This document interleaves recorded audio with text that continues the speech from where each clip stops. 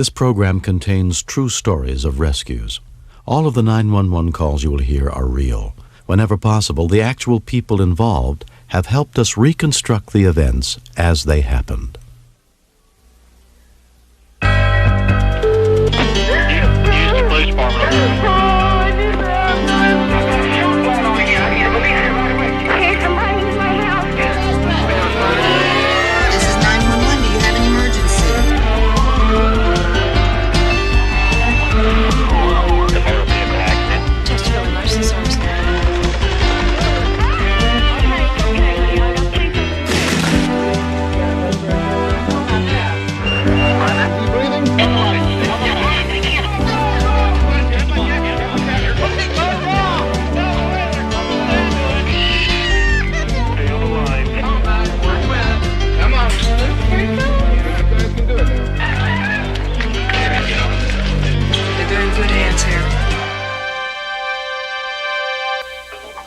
When emergency workers are sent to help someone in desperate need, they often try to prepare themselves on the way to the scene, but they never really know what they will find. I'm William Shatner. Tonight, true stories of inspiring courage and people who make a difference on Rescue 911. We begin high in the air above El Toro Marine Base in Southern California.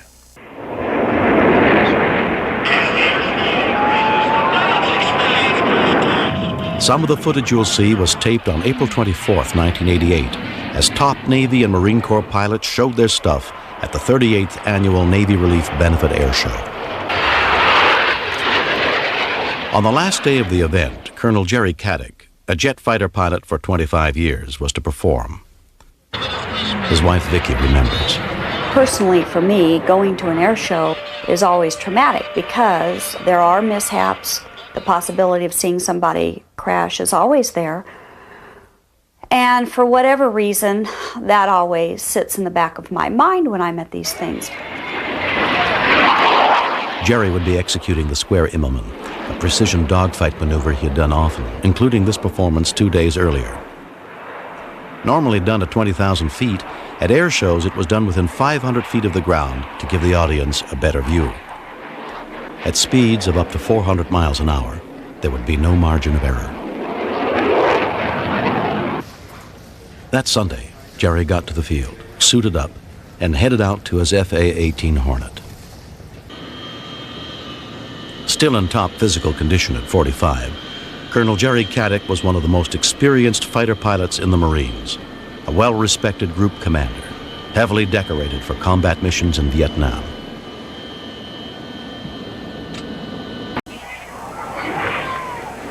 His wife, Vicki, watched from the reviewing stands with her mother and father as Jerry's event was announced. I remember turning to a stranger that was sitting next to me, just saying, "That's my husband in that plane." And they just thought, "Well, you're kidding me."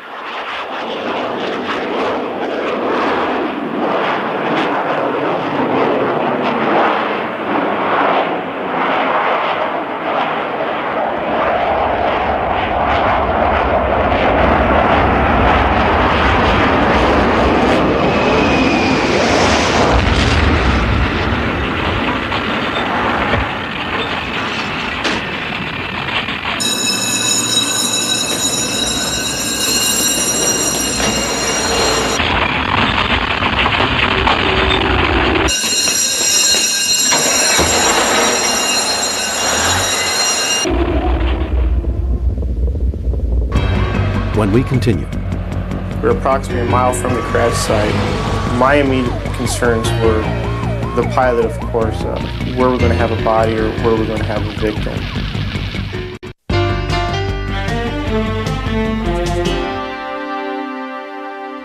The Marine Crash Fire and Rescue crew was immediately launched. We heard over the radio, crash, crash, crash, which time we started the response down one of the runways. EMT Sergeant Robert Mergen was on duty at the air show that day. We're approximately a mile from the crash site. My immediate concerns were the pilot, of course, where we're going to have a body or where we're going to have a victim. Within 45 seconds of the impact, the first rescue vehicles arrived, but they could do nothing until the fire was under control.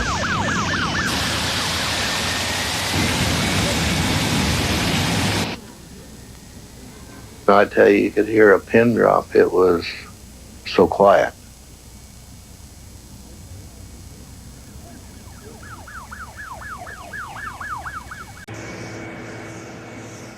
Upon arriving at the scene of the crash, I observed that the cockpit of the aircraft was still closed, which told me that the pilot was still with the aircraft. He had not ejected. Master Gunnery Sergeant Hugh Davenport was in charge of the Marine Rescue Unit. When we opened the cockpit, he was slumped over. Go ahead and get the vitals. Okay. Sir, can you hear me? Jerry Caddick had slammed into the ground at 75 times the force of gravity. All right, got it. Rotate him up. I'm going to remove his helmet. It appeared that his head impacted his control panel and his chest impacted his control stick. Every minute was critical to his survival. Our immediate concern was to get the hands free from the ejection handle. Possibly the last thing that went through his mind was to eject from the aircraft. If he came conscious, he may have pulled the ejection handle. He probably had some sort of cervical injury or spinal injury itself. If we utilized the parachute harness to lift him, that would immobilize his spine enough for us to get him onto a backboard. Okay, watch his head. Set him. Watch his head. Just rotate him. You got his shoulders? Jerry Caddick hit the ground at such a high rate of speed. I imagine something in the neighborhood of 200 to 300 miles per hour. I really didn't think that we were going to be able to successfully resuscitate him. Orange County paramedics Rick Van Auken and Thor Swanson took charge of his medical care. He was a critical trauma. Our patient was breathing about once a second, so we knew that we had some type of respiratory problem. He had massive facial damage, and his airway was obstructed because he was bleeding profusely throughout the mouth and nose area. You have vital signs for me yet? Vital signs coming in a minute. As they tried to stabilize him for transport, Rick made contact with the paramedic base station. Our patient looks to be about 30 years old, weighs about 190 pounds. We have him extricated, C-collar backboard, mask suit in place. Hope 1-1, you can go right ahead. Regarding the lungs, the right side there are no lung sounds present. The left side there are diminished lung sounds in the lower lobe. And he's also got in the extremities a compound fracture of the left ankle break. Jerry Caddick's condition was extremely critical. His lungs were being crushed by air building up inside his chest, but the paramedics needed permission to proceed with treatment. If we did not provide this procedure to alleviate this pressure in his chest, he would most certainly have gone into respiratory arrest and followed by cardiac arrest. Hope 1-1, I copy 10-2. Go ahead with a needle source. Paramedic 1-1 Alpha, we copy. We got an order to insert a needle into his chest and relieve all the air that was between his lung and the chest wall. And we did that just as we were taking off. Within 18 minutes of the crash, Jerry Caddick arrived at Mission Medical Center. Dr. Marcello Barzata was part of the trauma team on duty. When he arrived at the emergency room, he was critically injured. He had multiple rib fractures, broken bones in his face, a collapsed lung, and he was bleeding on the right side of the chest. He had multiple broken bones in both his lower extremities and multiple broken vertebrae. I think that he probably had a 50-50 chance at that time. Okay, we've got 24th down there. Every x-ray that we took was showing a new injury, a new fracture that was initially not evident. The doctor walked me down the hall, and Jer was laying on a gurney. It was rather awful and quite a shock. Orthopedic surgeon Bernard Reimer was part of the team that undertook the difficult task of piecing Jerry back together. We initially were very cautious about his prognosis because of the severe facial and head injuries and spinal injuries. It became obvious probably 2 days down the road that he was most likely going to survive. At about 2 weeks in intensive care, I started to become conscious, and I was aware of where I was and why I was there. I had no idea of what I had done to myself or how long it might take to repair the damage. He would spend nearly 3 months in the hospital and emerge with metal plates in his lower back, metal rings to replace crushed eye sockets, metal pins holding smashed ankles together, too weak to stand. People that are chronically depressed are very difficult to live with. I kind of felt like a failure. I said, what in the world have you done to get to this point, and now look at the trouble you're causing everybody? And one of the things that I think kept me alive was the overwhelming desire to fly jets again. That's all I could think about. But the Marine Corps determined that Colonel Caddick was no longer medically fit to be a pilot. After 26 years as a Marine, Jerry Caddick retired. His recuperation has been painful and frustratingly slow, but he hopes to make a full recovery. I have no idea why I survived this accident. Of course, I always felt very embarrassed that I did it. Any Marine fighter pilot hates to make a mistake, and it's taken me a long time to come to grips with that. Exactly what Jerry did wrong that day has never been officially determined, but aviation expert and airshow pilot Frank Sanders published his own theory, that Jerry momentarily lost orientation with the ground. A year after the crash, on the first day they met, the two men became immediate friends. He said, hey, why don't we go flying? And what do you think, Jerry? And I said, I don't know, but let's go.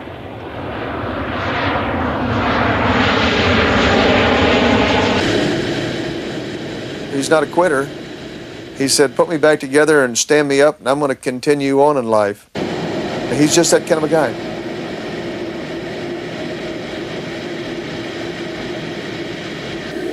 I told Frank, I said, you know, I have had medical doctors spend hours and hours and hours coming up with ways to rehabilitate me and put me back together again. And I said, here you are, just a jive air show pilot, 24 years on the road. And I said, you have given me the best physical therapy that I could have gotten ever. He came home, and I can't tell you what it was like to see the look on his face. You know, I didn't know that he had gone for a flight, but there was this spark of life in him again that I really had begun to wonder if I was ever going to see again. I like challenge, and this was now a challenge, but it was on a much more personal basis, but I was already used to that. So I said, the comeback trail is all uphill. I'm putting on my backpack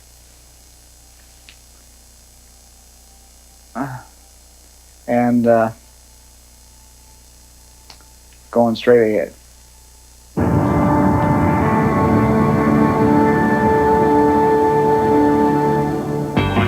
Next. My wife's been shot. I've been shot. Okay, sir. Can you tell me where you are, please? Oh, What's your name, sir? Stewart, Chuck Stewart.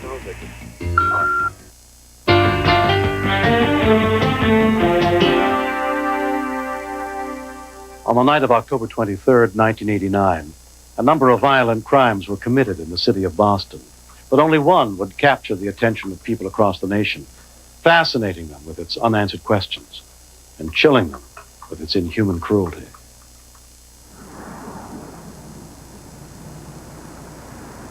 At 8:43 p.m., a man on a car phone called into the Massachusetts State Police's special cellular emergency line.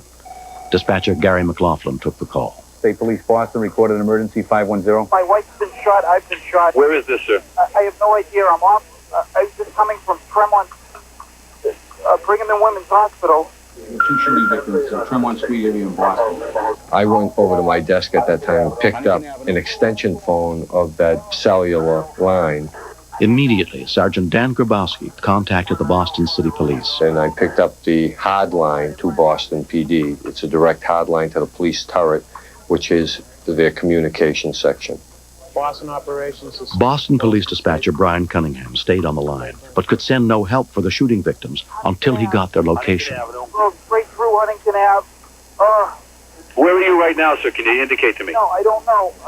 He made us go to an abandoned area. Okay, sir. Can you see out the windows? Can you tell me where you are, please? No. I don't know. I don't see any signs. Oh, God. Are you near Brigham and Women's Hospital? No, we went straight through. What kind of car do you have, sir? Pardon me? What kind of vehicle do you have? Toyota Cressida. Toyota Cressida? Cressida. It's a... Are you in the city of Boston, though? Yes. Can you give me any indication where you might be? Any buildings? No. Okay, has your wife been shot as well? Yes. In the head. In the head? Yeah, I ducked down. How long ago did you leave Brigham and Women's, sir? In what direction did you leave? 2 minutes, 3 minutes. Oh, man. 3 minutes from Brigham and Women's, sir. Oh, man. Okay, sir, bear with me now. Stand by. Stay on the phone with me. We were flying by the seat of our pants, for me anyway, with this particular mission. There was nothing could have prepared you for this particular type of call. This guy, this individual, this victim saying, I've been shot, my wife's been shot.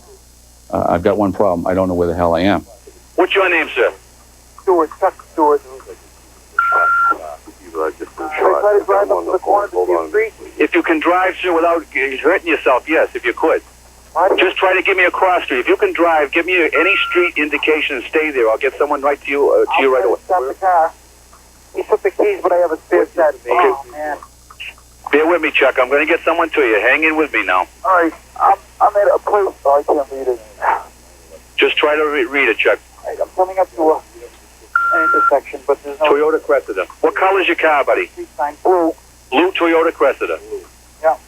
Okay, Chuck, so try to give me a street sign. Intersection. Okay, Chuck. Is your wife breathing? I just feel gurgling. There's a busy street up ahead. Oh, man. I'm turning onto a busy street. I recognize where I am now. Should I drive to the hospital? Just tell me what the street is, Chuck. I'm pulling over. Tremont Street. Tremont Street? I can't hear you. Chuck. We had Huntington Avenue, Tremont Street, which were both lengthy streets. We had no idea other than that. That's Huntington and Tremont. I've worked in Rock Street for about 5 or 6 years.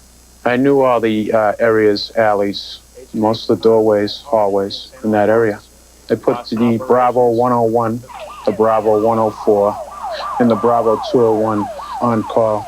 He dispatched police to the general vicinity. Chuck. Yes. Where are you, buddy? Tremont Street. And what else? Cash sign.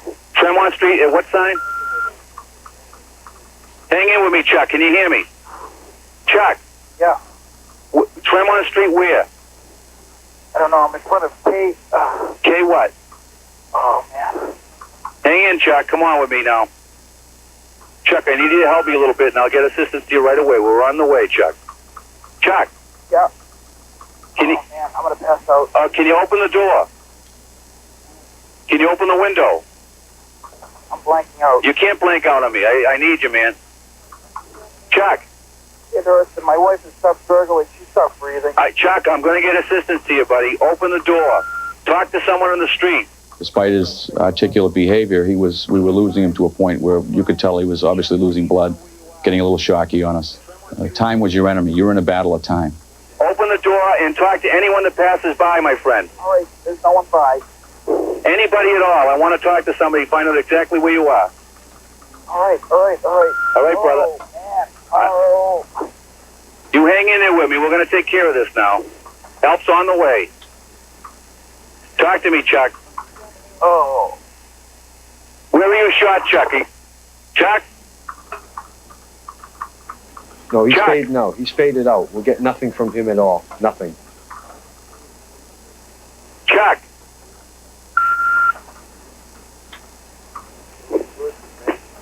Chuck.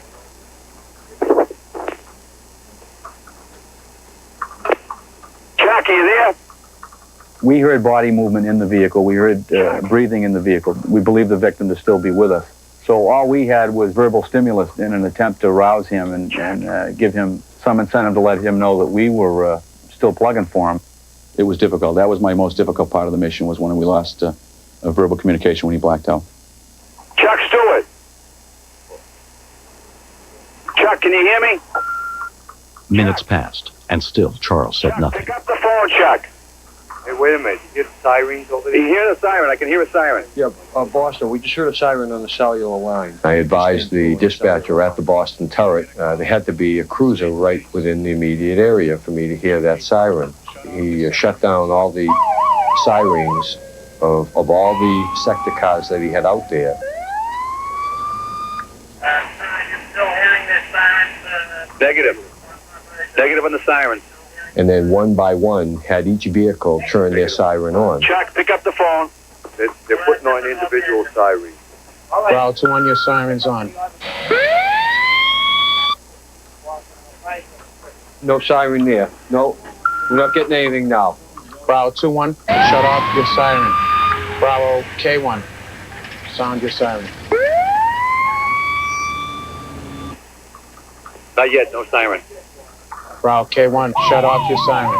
Bravo 14, sound your siren. I think it was like the fourth or fifth car that we did hear the siren. You're right there, right on top of when we hear the siren, loud, real loud, right there. St. Alphonsus. What he did is flood that sector with vehicles, and it was a matter of, I don't know, seconds, they found the car. Okay, they can. You located them. You've got it. When the police finally arrived, it was just a total relief that he does have help there now, and it's out of our hands. When we continue, He was saying, you know, take care of my wife, how's my wife? And I didn't know how his wife was. I suspected that she was seriously injured and that she was in worse condition than he was.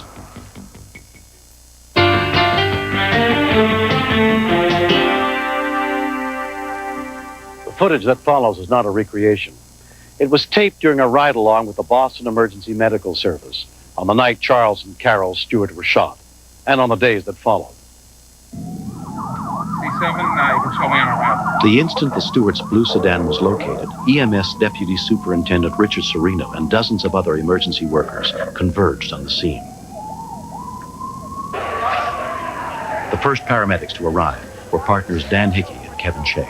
I got out of the ambulance, grabbed some equipment, made my way over to the driver's side of the car, which was closest to me. My partner Dan went around to the other side to attend to the woman.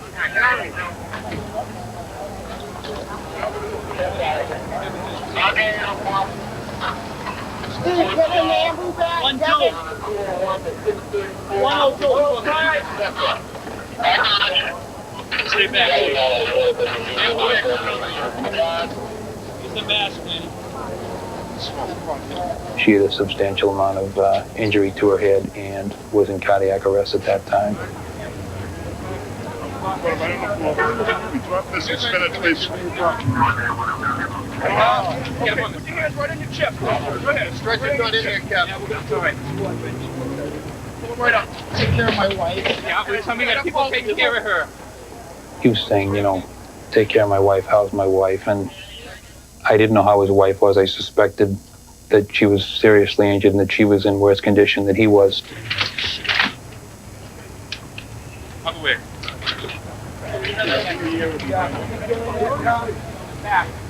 See who did this? Out of the way. One guy, two guys. He was very conversant and lucid and giving the Boston police officers quite a bit of information about what had transpired. And I was impressed with how much detail and how much recall he had, considering what he had been through. Blackmail, what do you have on patrol, you remember? Your partner there, but he wants to get all over it. Black one? Any stripes on it? What color? Red? Beard, mustache? You don't remember? For Chuck, it was the golden hour, but for Carol, it was the golden 10 minutes because she was pregnant. In order for an attempt to save the child, she had to get to a hospital that could deliver the baby in 10 minutes in order to have a chance at the baby's life.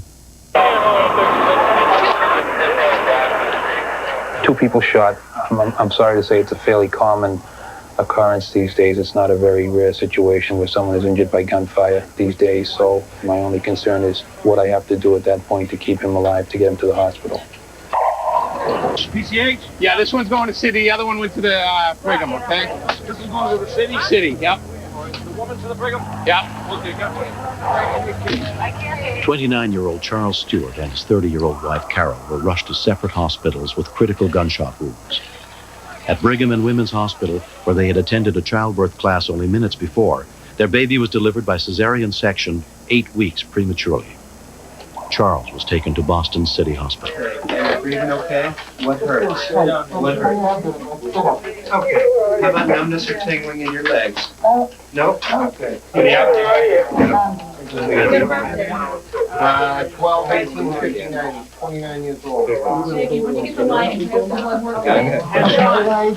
you want to see another hospital to take good care of breathing like you can. That hurt, buddy? Your belly hurt? Just feels tight. That hurts when I press? Okay. So he'll go up.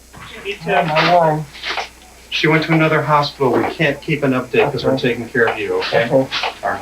Are you putting in a chest tube? Charles, is there someone you want us to call for you? In. I want the x-ray.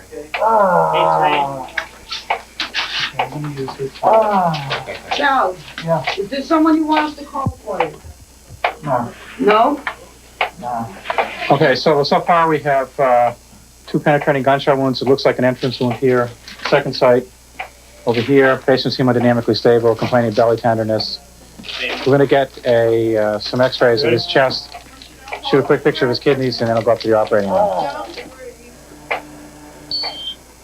Okay, you can breathe. Dr. James Feldman assessed Charles Stewart's condition in the emergency room. He had very severe injuries. He had significant abdominal injuries, which were life-threatening. If there were a delay in either finding him or in any phase of his treatment, then he could have died from these. And hopefully he will not.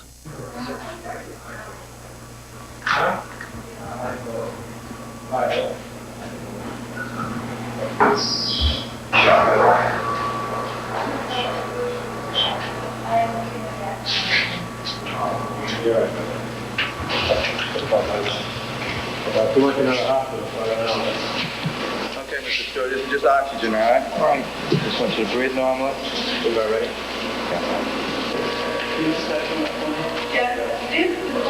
Yeah.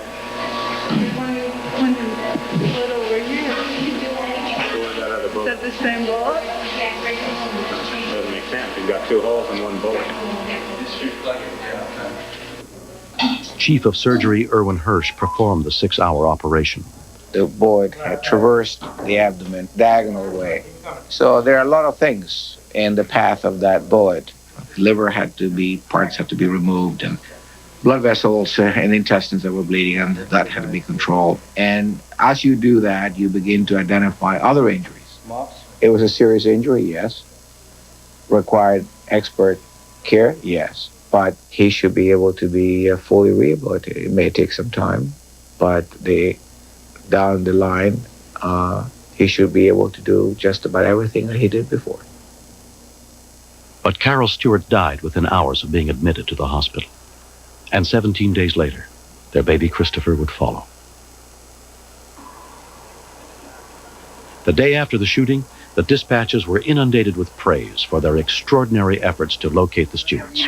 Well, very proud of you guys. It's a pleasure. My pleasure, Governor. I never considered our role as a heroic role. The individual hero in this case was Mr. Stewart. The gut and the grizzle and the savvy this man had, just the will to live, to keep on going, is incredible. I'm not a hero. I try to do what I'm paid to do. There is emotion involved, and I certainly empathize with the person. I hope, I wish him the best. I would like to say I'm sorry to him for what he suffered.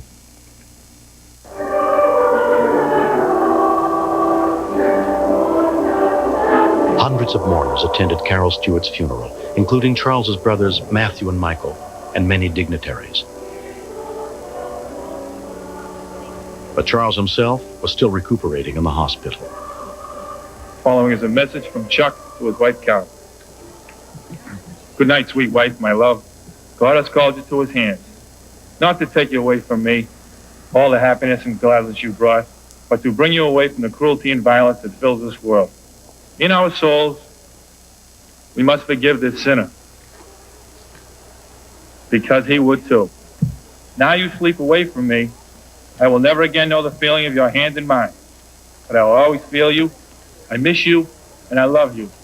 Your husband, Chuck.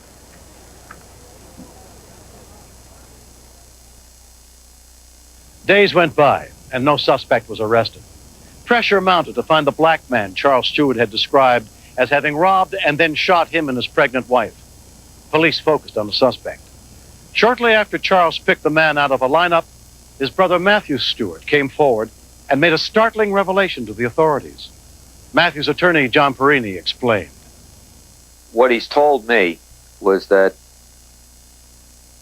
he found it difficult to believe that his brother had been robbed by the person subsequently charged on Mission Hill that evening, when the items claimed to have been taken in the robbery were in the bag, which was tossed to him by his brother Chuck on the evening of October 23rd, 1989. Soon after Matthew Stewart admitted he had had some involvement, and that his brother Charles had apparently had some involvement as well, District Attorney Newman Flanagan held a press conference. After a careful review of this new evidence, I instructed Boston Police homicide detectives to arrest Charles Stewart for the murder. Television news reporter Miles O'Brien followed the case from the beginning. This whole story blew open then, and the anger came from the black community, rightly so. The case did not go forward in the manner that it should. They were too preoccupied with the story that Charles Stewart gave, which is now a total fabrication, and because of that, hundreds of black males were harassed. They felt that Willie Bennett had been used in a very insidious way, and he had. But we were all duped. We wanted to believe this story because he was a victim. He was seriously shot.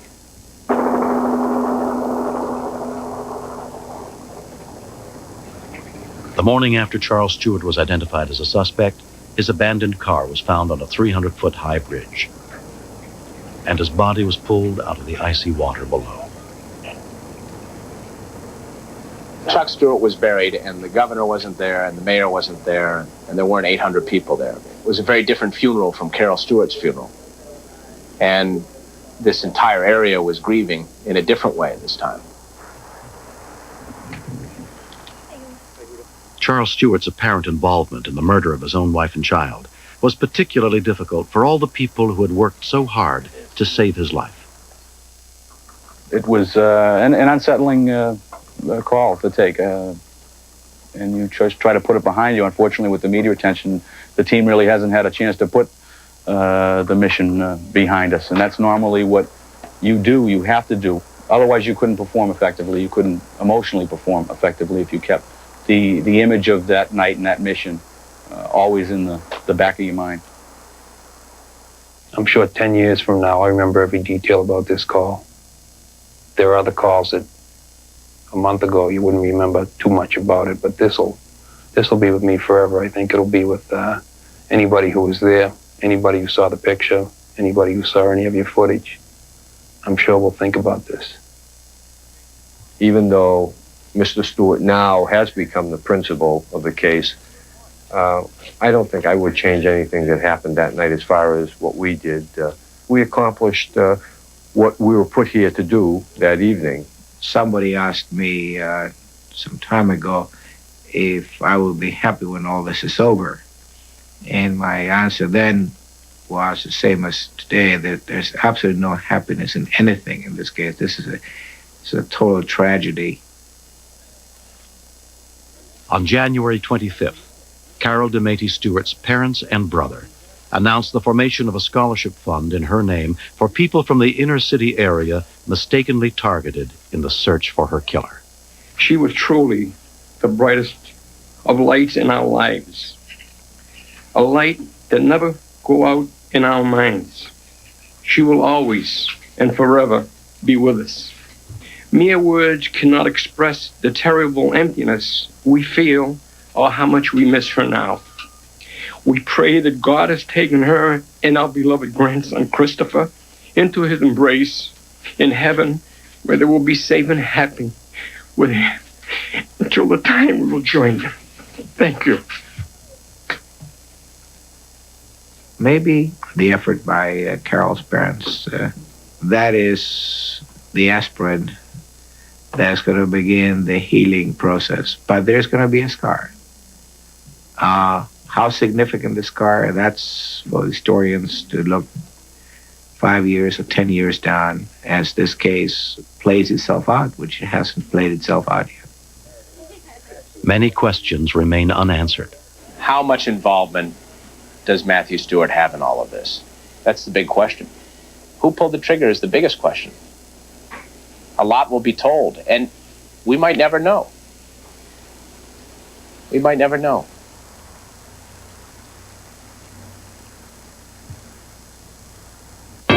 Next. The man in front of me, he just leaned over his front seat. For some reason, it just went in my head that this guy's having a heart attack, and I knew that the car's got to be stopped.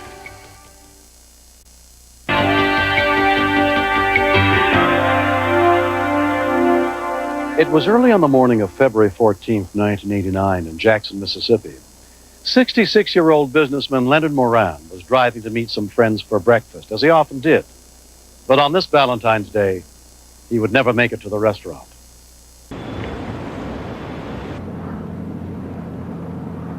"27-year-old Lynn Porter was driving just behind Leonard Moran through rush hour traffic as they neared a busy intersection.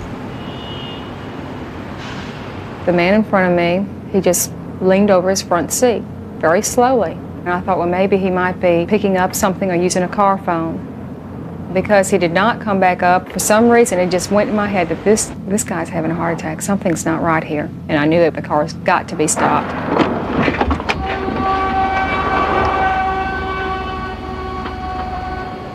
Unaware of Lynn, Mark Gallagher was approaching Leonard's car in the right-hand lane. As I went around the car, my truck is so high, I looked down in it and I saw a man laid over the seat. And the only thing that went through my mind at first was, I've got to stop that car, because if we get in the middle of that intersection, somebody's going to get hurt really bad. So I sped up. I was running at full speed. I could just almost feel the muscles in my face being pulled back, trying to catch up with his car. I pulled up 100 feet in front of the car, thinking that it had just hit the back of my truck and stop it before it got into the intersection. His foot had come off the accelerator and the car was slowing down. I was trying to open the car door and I could not keep my footing. I was hanging on the steering wheel. It did go through my mind, I'm fixing to be swept underneath the car. While hanging on with my right hand, I took my left hand and tried to put down the emergency brake. When I couldn't push down the emergency brake, I threw myself on top of him and threw it into park. He was laying across the front of the seat, and I put my ear up to his mouth, and I couldn't hear any breathing. He was not breathing at all. As we got there next to each other, I said, go call for help. I picked him up and put him in the middle of the street. He was a bluish color. Felt for a pulse. There wasn't a pulse. I felt for a heartbeat. There wasn't a heartbeat. He wasn't breathing. So I started CPR.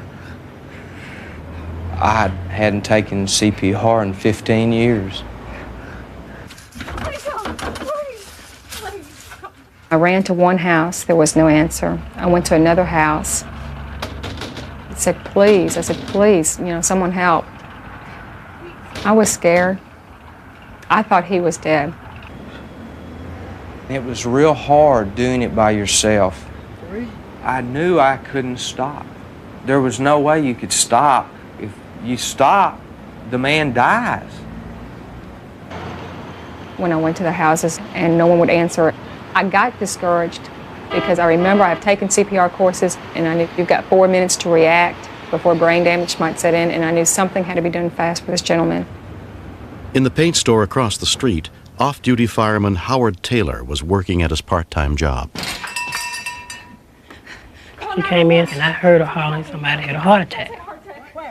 But she was so upset. I told him, you call for help. I know CPR, and I go out and start CPR on the man.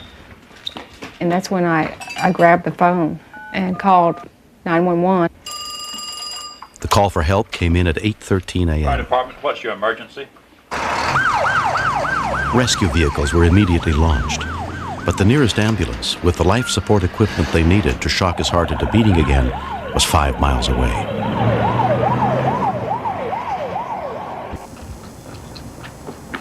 When I got out there was a man doing CPR.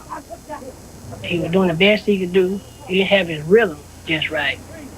I identified myself as being a fireman. I checked the vitals. He had no signs of life, no pulse. He wasn't breathing. And I said, well, let's go. I got to do it. And I started compressing.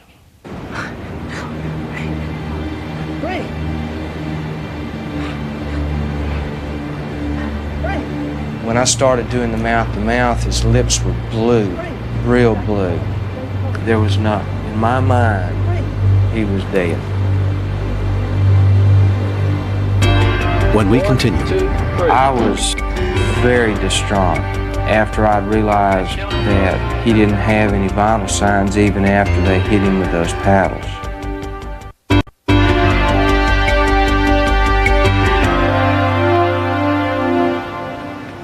it had been 7 minutes since Leonard Moran's heart stopped beating. After I went back, I wanted to get in there so bad and help. And they were working so hard, and I wanted to be part of it. I really wasn't aware of what was going on around me at the time. We would stop occasionally and check his pulse, but we never got a pulse, never got a heartbeat. Come on, breathe! As we worked on it, it was in the back of my mind this guy wasn't going to make it. We kept doing the CPR until help arrived. I've been a fireman for 12 years, and that's the first time a fire truck ever looked that good to me. Fire department EMTs took over from Howard and Mark. Okay, what we got here? Full cold. Okay. I got up, I was weak on my knees, big time. I wanted him to live real bad. 2, 3, 4, 5. We did manage to get his color back before the fire truck arrived. And from that point on, it was in their hands. Y'all did a good job. Good job.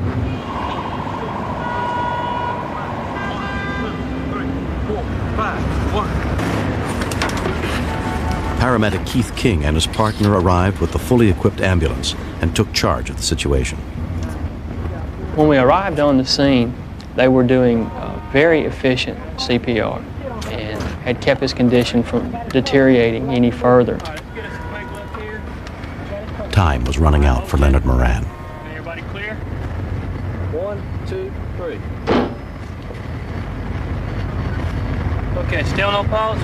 Initially, when we shocked, he came back with no activity. After we gave a couple of rounds of drugs, he came back into a rhythm, but he had no pulse. And at that point, I thought he was going to die. I was very distraught after I'd realized that he didn't have any vital signs even after they hit him with those paddles. I looked around and all the faces kind of went together. The next thing I knew, they were loading him in the ambulance. And the whole time,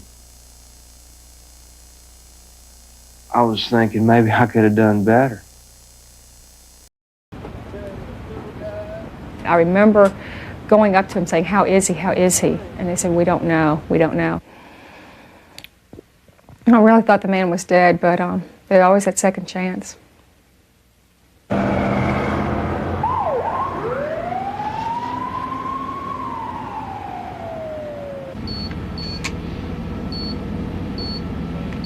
I was very concerned whether he was going to make it or not.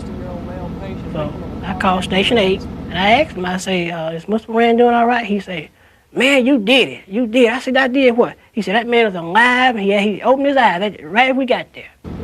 17 minutes after his sudden death heart attack, Leonard Moran's heart finally began beating again. I say, wow. I said, I did it? He said, yeah, you did it. You did it.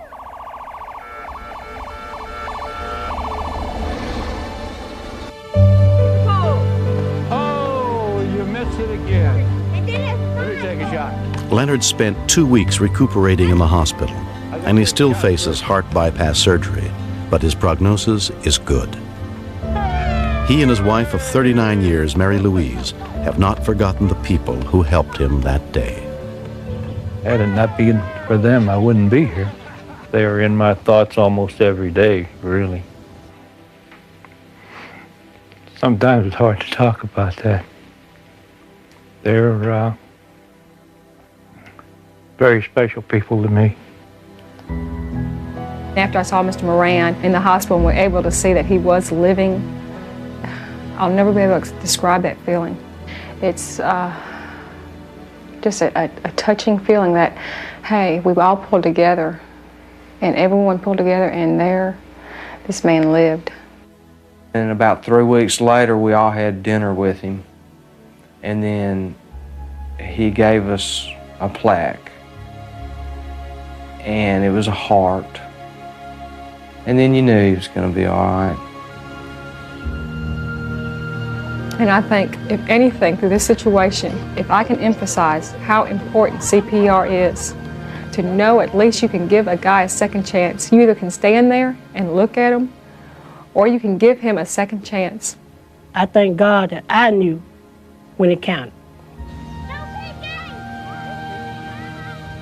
What a wonderful, wonderful gift to get him back on St. Valentine's Day. I could have lost it, but I didn't. I got him back. And he's going to stay around for a long time. Are you ready? Yeah. I'm ready. Let me go fight him. If you are interested in learning CPR, contact your local office of the American Heart Association or the American Red Cross.